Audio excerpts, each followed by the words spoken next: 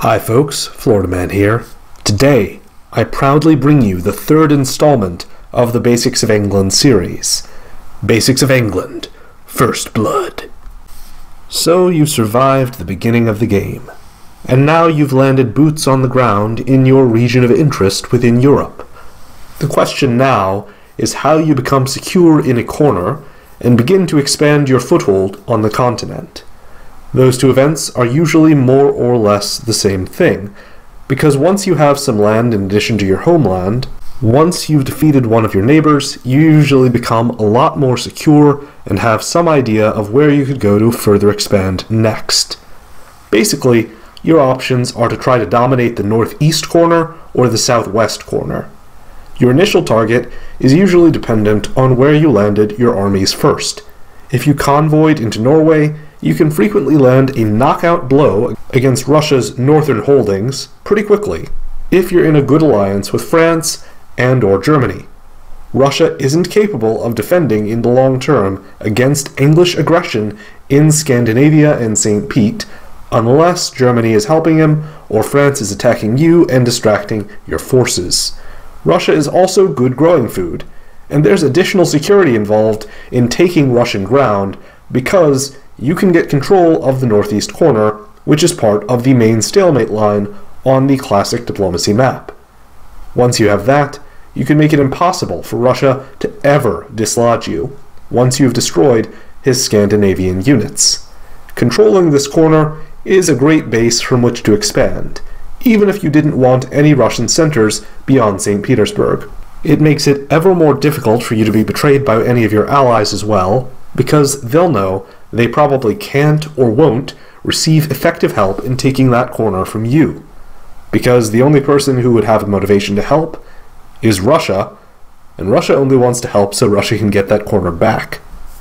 From this corner, you can easily attack France or Germany with a certain degree of security, knowing that your back is to this nigh impenetrable wall. Or you could try and sneak armies into Moscow and get across the stalemate line early.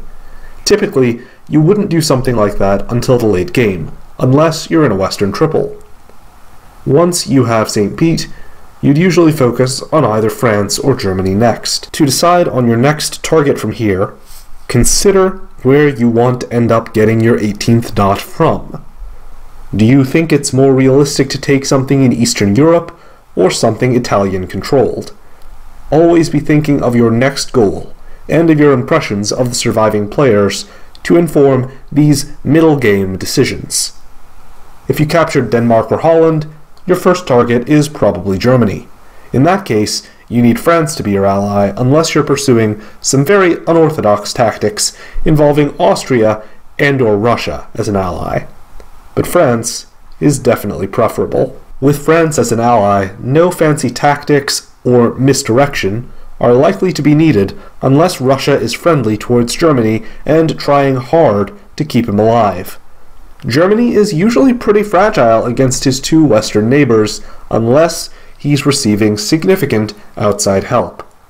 The split of Germany usually favors England, because you want a split that gives you a clear route into Central Europe, which will usually involve France letting you get Denmark, Kiel, and Berlin, while France takes Belgium and Munich.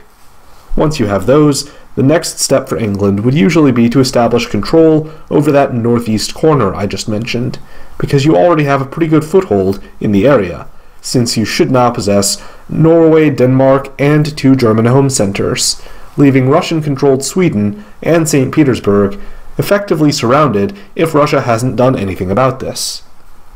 If you convoyed into French territory, then you're trying a very different approach. You will need Germany as an ally against France, and ideally, you may want to get Italy involved as well. Since France is a corner power, it's a lot more defensible in the early and middle game than Germany or the northeast corner of Russia. Typically, the split of France would see you in control of Iberia and possibly Brest, while Germany gets Paris and Belgium and possibly Marseille.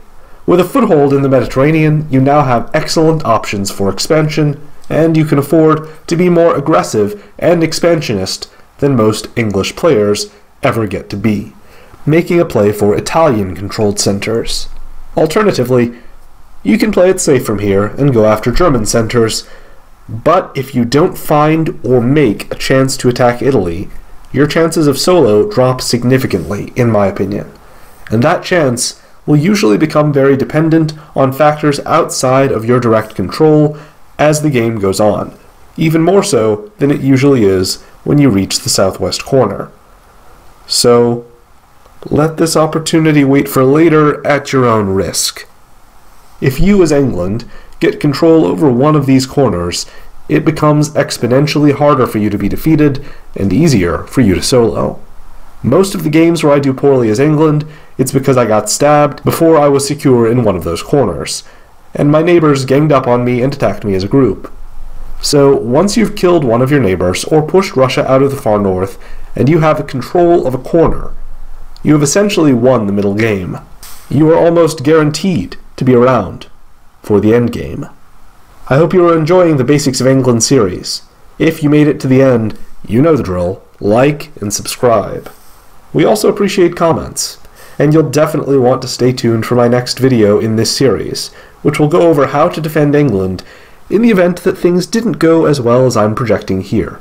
I'm calling it Basics of England, Fortress Britain. Please also consider joining my merry band of patrons and translators, credited here by name for their contributions. The patrons are getting more than credit, by the way.